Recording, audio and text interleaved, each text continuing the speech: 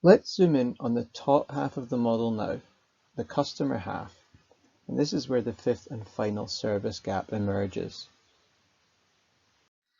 The final gap in the model, gap 5, is probably the gap that would first come to our minds if we were to think about our own service experiences, what we thought of the experience compared to what we had originally expected it to be like. It's easy to conflate our perceptions of what happened with what actually happened in any given situation.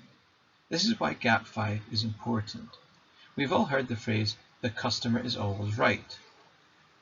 This is a phrase that makes it easy to think that whatever the customer thinks, i.e. whatever the customer has perceived to be the case, is in actual fact the truth. At this point we could get quite philosophical about perceptions and facts and truth. But let's cover a short aside for a moment. The most basic example of human perception, our eyesight, is a complex bundle of imagination, compensation, representation and interpretation.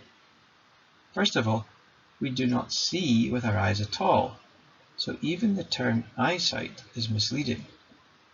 We see with our brains. We capture light with our eyes, and that light moves through a complex biological system into our brains, which then represents that light in our consciousness as sight.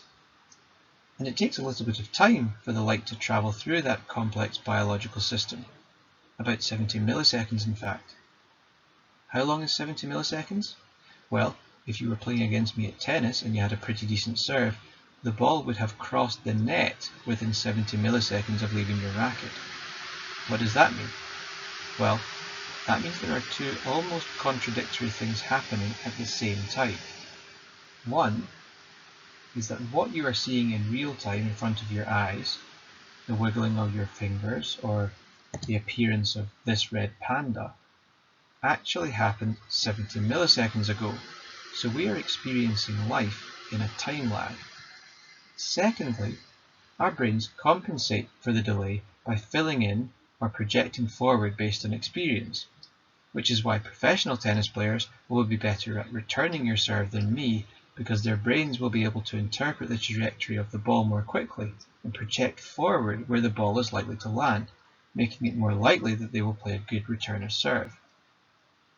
So on one hand, we are living in the past, and on the other, our brains are literally imagining the future in order to make life play as a smooth visual display in our heads. This is one of the theories why police officers who have accidentally shot a suspect claiming they pulled out a gun, when in actual fact the suspect was holding a mobile phone, they're thought to have actually seen a gun.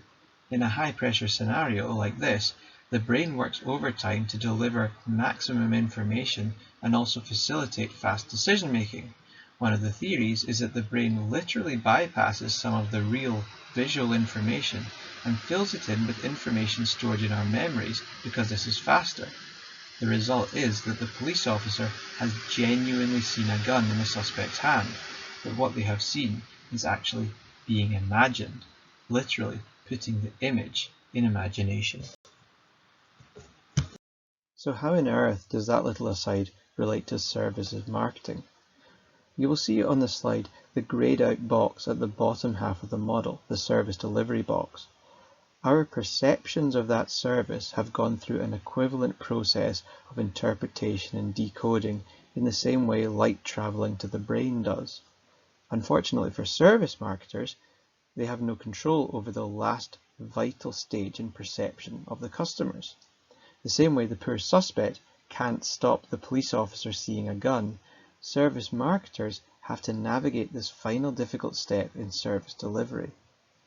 In their research, Parasuram, Zaitamal and Berry noted a couple of examples of this.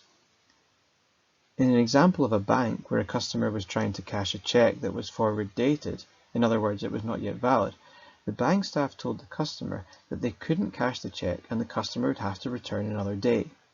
The customer was angry about this and saw this as poor service, as the bank's refusal to do what she wanted. However, it was actually illegal for the bank to honour a cheque before its date. The customer did not know the legal barrier and the bank did not explain it to the customer, So the customer expected to cash the cheque, and then their perception of the experience was that the bank was refusing to let her cash the cheque. So the bank fell foul of the fact that the communication of the process was perceived as being determined by the bank rather than the laws that the bank has to follow. Therefore, there is a lesson for the bank to learn in this case, but often businesses don't get the opportunity to gather such insights in order to adjust their service delivery. So Gap 5 is about the gap between expectations and then perceptions of what actually happened. So this is why Gap 5 sits where it sits. It's why we see the service experience sitting as a constructed idea across both the service delivery and the perceived service in this model. A service experience is a bit like that tennis example I used earlier. It isn't an objectively observable thing. It emerges through the simultaneous encounter between producer and consumer. That concludes this section. Let's summarize what we've covered. Services marketing evolved from a basic definition to contemporary ideas of service value. Service quality is more complex as a construct than product quality, and that's partly down to the service encounter. Service quality perceptions are not objective, they are subjective for each customer. And we can conceptualize service quality using the disconfirmation paradigm, the gaps between expectations and perceptions. That concludes part 4. Next, we'll be looking at service failure and recovery.